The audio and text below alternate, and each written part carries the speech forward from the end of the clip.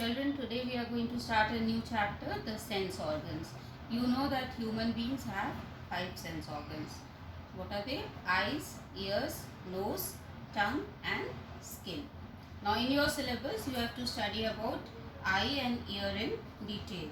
Now the sense organs, they are the organs which receive the stimulus and which sense the stimulus and then accordingly show the response is shown by the effector organs. So for receiving the stimulus, they have special cells or tissues which are called as receptors. Now receptor cells, they are of various types.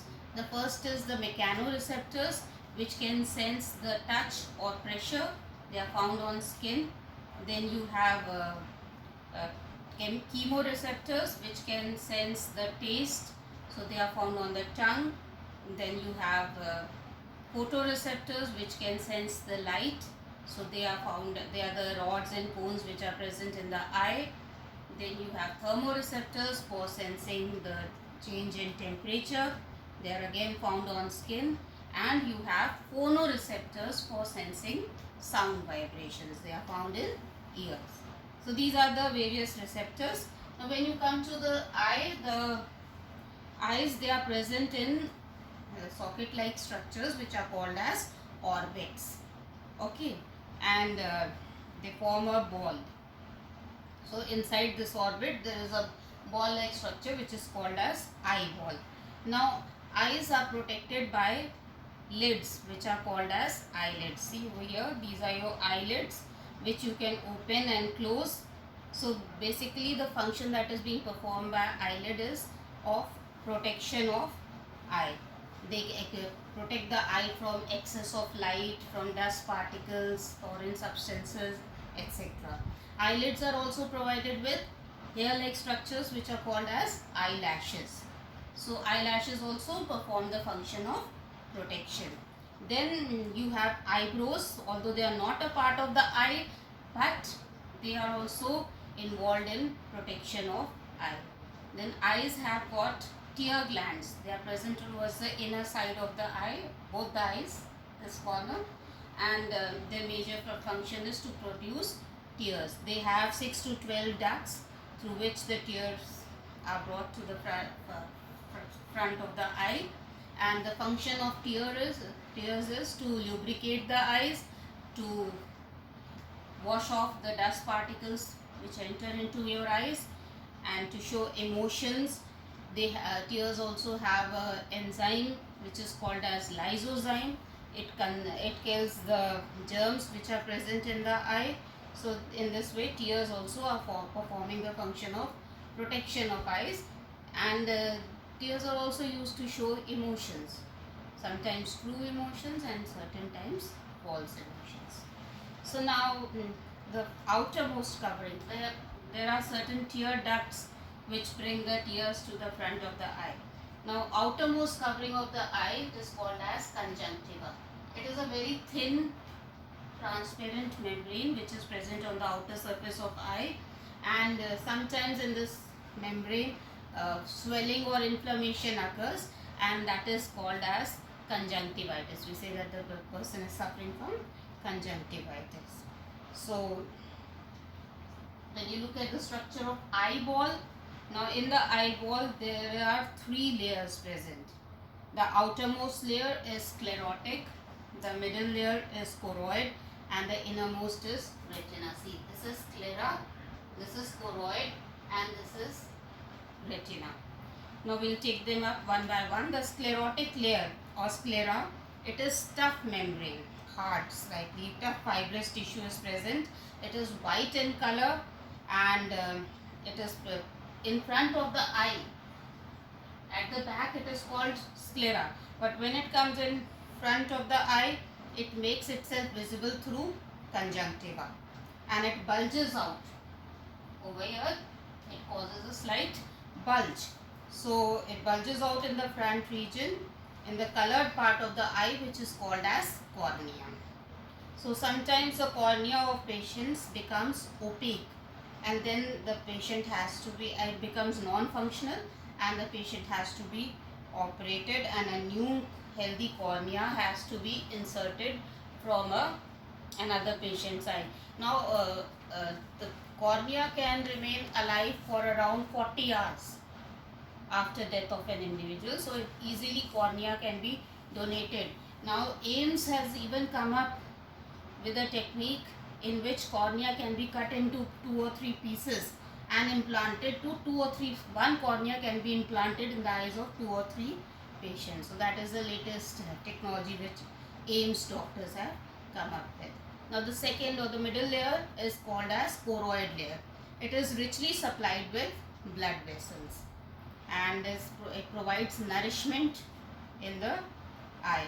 It contains a black colored pigment which is called as melanin pigment, which prevents the light ray from reflecting and scattering inside the eyes. So the choroid expands to form ciliary body.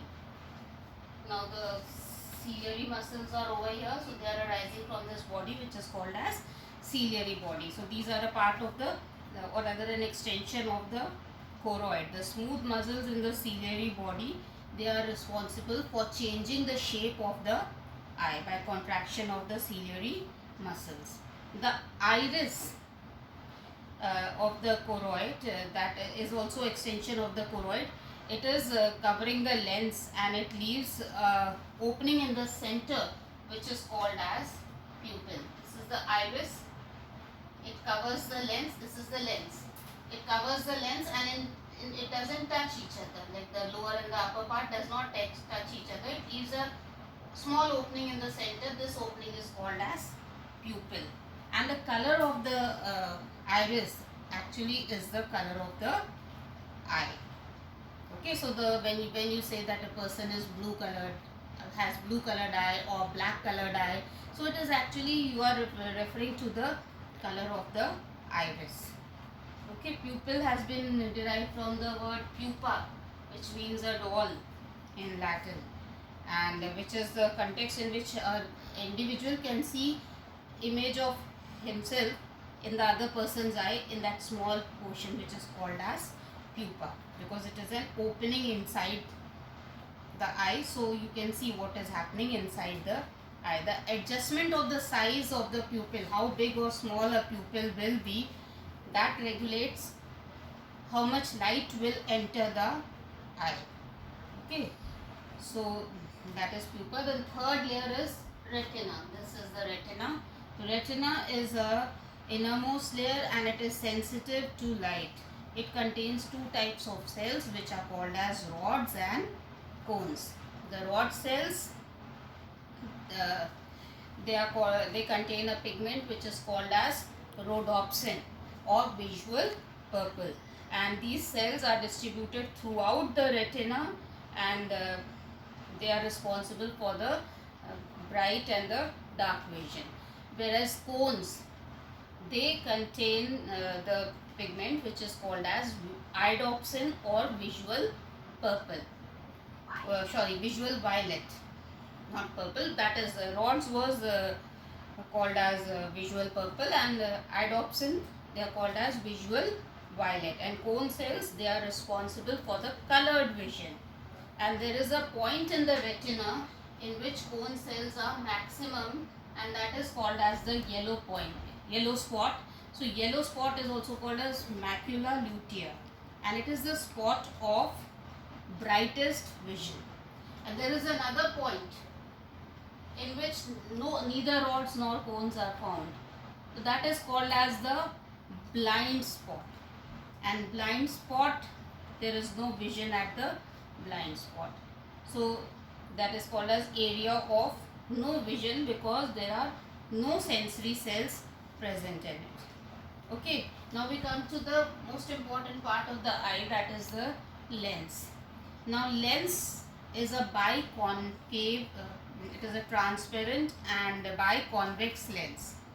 Okay, and it is located just behind the pupil. This is pupil and behind it is the lens. Now it is held in position by suspensory ligament and by the ciliary body. The ciliary body and suspensory ligament, they hold it together. So the light actually falls on the lens through the pupil, and then the image is formed on the retina. So the lens is actually dividing your eye into two chambers.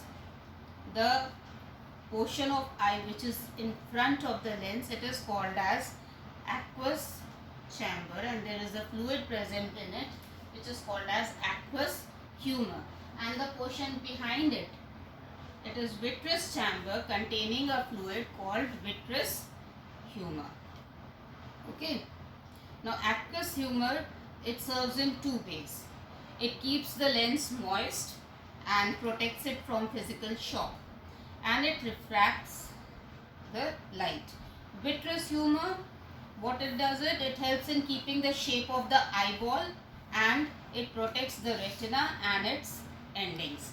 So just remember that these all the things which are present in front of the lens, like cornea, conjunctiva, pupil is the opening only, iris, they are all transparent and the light easily passes through it, and retina is not transparent, so the image is formed on the retina.